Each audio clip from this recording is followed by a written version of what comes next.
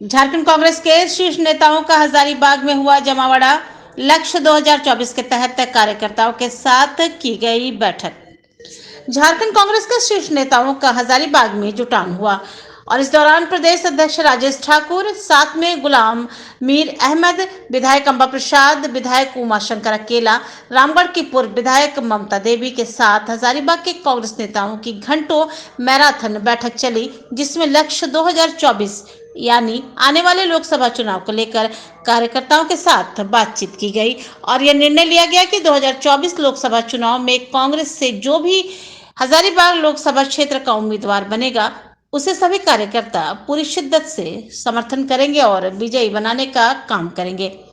कार्यकर्ताओं के साथ बैठक करने के बाद गुलाम आमिर अहमद और राजेश ठाकुर ने मीडिया को भी संबोधित किया और आगामी लोकसभा चुनाव में क्या कुछ मुद्दों के साथ कांग्रेस हजारीबाग लोकसभा क्षेत्र में आएगी, इस पर भी बात की और जल्द ही हजारीबाग लोकसभा क्षेत्र से उम्मीदवार की घोषणा होगी, इस बारे में भी बताया। साथ ही यह भी कहा कि जो भी उम्मीदवार कांग्रेस के इस हजारीबाग क्षेत्र से चुनाव लड़ेगा, सारे कार्यकर्ता उसका समर्थन करेंगे और उसे विजयी बनाने का काम करेंगे। हजारीबाग से प्रमोद खंडेलवाल की रिपोर्ट। वर्किंग प्रेसिडेंट शहजादा साहब और हमारी नौजवान और होनहार एमएलए अंबा प्रसाद जी, बाकी सारे साथी खड़े और प्रेस के साथियों, जैसे आप कंटिन्यू पिछले कई दिनों से देख रहे होंगे कि कांग्रेस पार्टी ने एक सिलसिला उठाया कि जितनी लोकसभा हमारे झारखंड प्रदेश में है और उन सारे लोकसभाओं में हम अपने बेस पर, ग्राउंड पर काम करने वाले लीडर्स से एक इंटरैक्टिव प्रोग्राम चला रहे हैं, क्योंकि चैलेंजिंग 2024 का चुनाव सामने है। नोटिफिकेशन किसी टाइम पर भी आ सकता है, मगर ऑलरेडी यहाँ पर कांग्रेस पार्टी ने कंटिन्यूसली ऑर्गेनाइजेशनल लेवल पर काम किया है, बूथ से लेकर ब्लॉक, ब्लॉक से लेकर डिस्ट्रिक्ट, प्रदेश, और उसी की समीक्षा हम सब जगह ले रहे हैं कि हमारा काडर, हमारा रैंक एंड फाइल कितना मजबूती के साथ आगे अल्टीमेट डे पर अपनी फाइट करने के लिए तैयार है। बाकी आइडियोलॉजिकल लड़ाई है, भाजपा की एक अपनी एक आइडियोलॉजी है और अब 10 साल के बाद में देशवासियों ने देख लिया कि जुमलों के अलावा और झूठ के अलावा देशवासियों को कुछ मिला नहीं।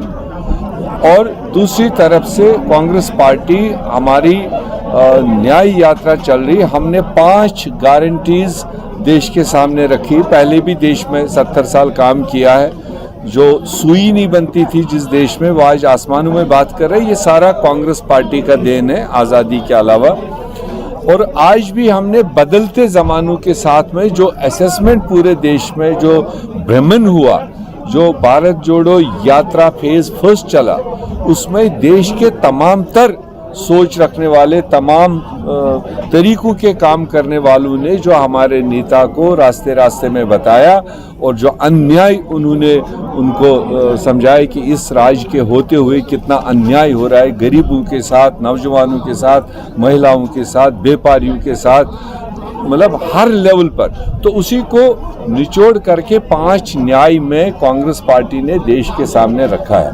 तो उसको घर घर पहुंचाना, क्योंकि वो लोगों की डिमांड थी, घर घर पहुंचाना, उसकी समीक्षा हमारी हो रही है और तमाम रैंक एंड फाइल के लोग इस मीटिंग में मौजूद थे। इस पार्लियामेंट के नेक्स्ट फेज हमारा अभी धनबाद में होगा और ये चलेगा लक्ष्य 2024 टाइटल के तहत में। ये हमारा मूवमेंट चलेगा तमाम 14 के 14 लोकसभाओं में, ताकि आने वाले दिनों में जो यहाँ इंडिया गठबंधन का हमारा जो तालमेल है और वो मजबूती के साथ ज़मीन पर उतरे और एक तरफ भाजपा, एक तरफ गठबंधन, लोगों को ज़्यादा से ज़्यादा फैसिलिटी मिले और वो बेहतर तरीके से वोट करें। आप लेट हो गए हैं, यहाँ पे कैंडिडेट पहले फाइनल हो गए, लेकिन अभी तक यहाँ से हुआ लेट क्या कुछ क्या फाइनल हुआ? जिन्होंने जल्दी किया उसके असरात मिल रहे हैं ऊपर, ताकि उसको लोग एक्सरे कर रहे हैं, किस तरह के नुमाइंदे दे रहे हैं, उनकी पास परफॉर्मेंस क्या है, आज उनसे लोग क्या एक्सपेक्ट कर रहे हैं, वो तो फायदा होता है, वो कैंपेन का एक हिस्सा ही है।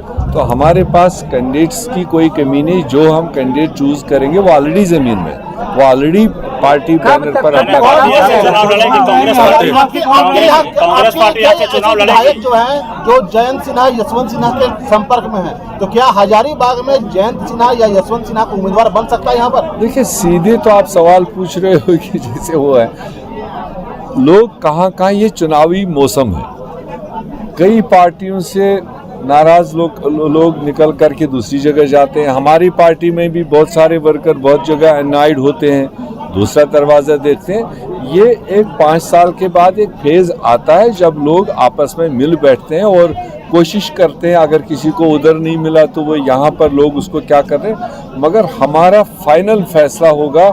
हमने बाज़ाब्ता जनता के दरमियान एक सर्वे करवा रहे हैं, किसका क्या रेपो है, लोगों का क्या सोचना है, इश्यूज़ क्या है, ऑर्गेनाइजेशनल सपोर्ट क्या है, ये कई चीज़ों पर हो रहा है। वो आ जाएगा तो हम लगा जो लोकतंत्र बचाने की बात करेगा, जो हम लेके चले हैं, उस निमित्त हमारे प्रभारी आदरणीय गुलाम अहमद मीर साहब और जो सभी हमारे इस इलाके के सम्मानित नेतागण हैं, सम्मानित कार्यकर्तागण हैं, जो बूथ पर लड़ने वाले लोग हैं, उन सभी के साथ मंत्रणा हुई है कि कैसे हमें लोकसभा में जाना है और किस तरह से, चाहे उम्मीदवार कोई भी हो, मजबूती के साथ मुंहतोड़ जवाब देना है।